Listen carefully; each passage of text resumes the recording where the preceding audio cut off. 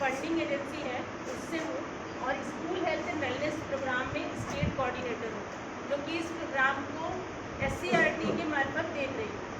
जब आप लोगों की फील्ड में जब विजिट्स होगी मेरी, तो मैं सभी जगह हर डिस्ट्रिक्ट में जाऊँगी, जैसे कि मैं पिछले 9 डिस्ट्रिक्ट में जाती रही हूँ, और कुछ न कुछ जो भी मुझे लगेगा उसमें मैं इनपुट देती हूँ कि इसमें और कैसे बेहतर किया जा सकता है किसी भी चीज़ में, और ट्रेनिंग्स में भी हमारी सहभागिता रहती है।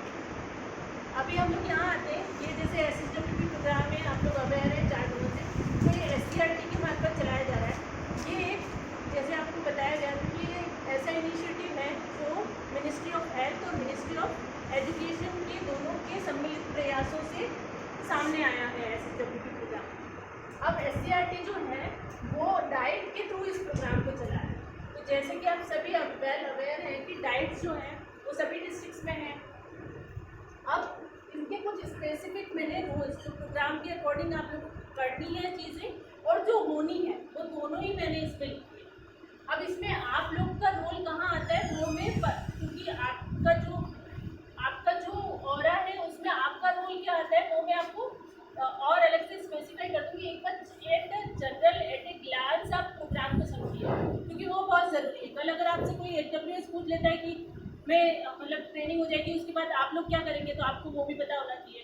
तो AWS पूछ लेगा कि मेरी ट्रेनिंग के बाद में मेरे को और क्या क्या काम करने होंगे, कैसे करने होंगे, तो वो भी आपको पता होना चाहिए। AWS क्या करेंगे वो भी पता होना चाहिए। तो इसलिए आपको एट ए ग्लांस प्रोग्राम को समझना जरूरी है। अब ये देखिए कि जैसे डाइट SCRT का जो रोल है वो ये है प्रोग्राम को रोल आउट करना, ओवरऑल प्रोग्राम इम्प्लीमेंटेशन। तो वो क्या करेंगे, डाइट के थ्रू जो चीज़ें करेंगे तो उनको कुछ ना कुछ चीज़ें तो देनी होंगी, तो बजट देंगे, है ना। जैसे एक्टिविटी, जो भी प्रोग्राम के अंडर में जो भी एक्टिविटीज़ है उसका जो बजट होगा वो डाइट को दिया जाए, यानी कि SCRT खुद यहाँ पे कुछ ना करके डाइट को फंड देगा, बजट देगा, और वो चीज़ जो है वहाँ पे रोल आउट होगी।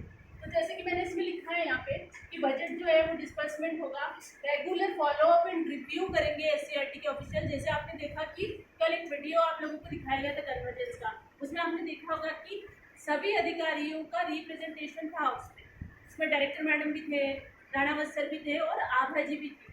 तो ये हर कन्वर्जेंस मीटिंग जो क्वार्टरली हमारी होती है उसमें उन तीनों अधिकारियों की प्रेजेंस रहती है। तो वो आपको थोड़ा सा देखना होगा और उसके लिए पूरी प्रॉपर प्लानिंग भी करनी होगी। देन फिर हमने लिखा कि जो भी फर्दर प्रोग्राम रिलेटेड इंस्ट्रक्शंस होते हैं जो टाइम पर दिए जाते हैं, मान लीजिए कि आपकी AWS की ट्रेनिंग होती है, उससे पहले आप लोगों की एक प्लानिंग मीटिंग होती है, तो हम लोग यहाँ से इंस्ट्रक्शंस निकालेंगे डाइट को कि आप लोग एक प्लानिंग मीटिंग करिए SRGs के साथ। तो आप बताइए SRGs कौन है? आप लोग हैं। तो अगर मैं यहाँ से ग्रुप को डिवाइड कर दूँ तो आप लोग हर डिस्ट्रिक्ट की एक टीम, और टीम में कुछ लोग, जैसे मान लीजिए कि मैं झुंझुनू की बात करूँ तो झुंझुनू से 7 लोग आए और सभी जगह से 7 लोग आए, तो आपकी 7 जनों की जो टीम है वो बैठ के एक साथ प्लानिंग करेंगे कि आपके ज़िले में कितने AWS हैं। मान लीजिए कि आपके ज़िले में 500 स्कूल है, हर स्कूल से 2 हेल्थ एंड वेलनेस एम्बेसडर्स हैं, तो कितने हो गए? 1000 हमारे हेल्थ एंड वेलनेस एम्बेसडर। अब हमको 50 के बैच के अकॉर्डिंग ट्रेनिंग ऑर्गेनाइज करनी, तो आपको वो बैचेस प्लान करना होगा, है ना। मान लीजिए कि फिर 1000 के आप 50 के बैच बनाओगे तो कितने बैचेस बनेंगे? 30 बैच बनेंगे। तो 30 बैच की प्लानिंग आपको करनी, कितने बनेंगे?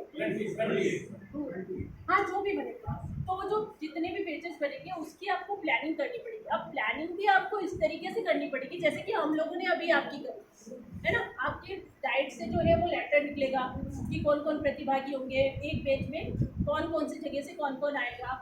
फिर बैच वाइज भी आपको इंडिविजुअल प्लानिंग करनी पड़ेगी कि मान लीजिए कि बैच 1 है ना, मान लीजिए साइमल्टेनियसली आप लोग 3-4 बैच की ट्रेनिंग करा रहे हैं और आप लोग ये 7 लोग, तो कितने बैच की करा पाएंगे? 3, है ना। तो एक बैच में आप लोग 2 SRG होंगे, है ना, और उसको आपको रोल आउट करना। अब आपने यहाँ पे जैसे देखा कि ये जो मास्टर ट्रेनर है इन्होंने आपको ट्रेनिंग दी, तो इन्होंने कितनी तैयारी करी होगी? मैडम माइक इसको वहाँ ले जाए।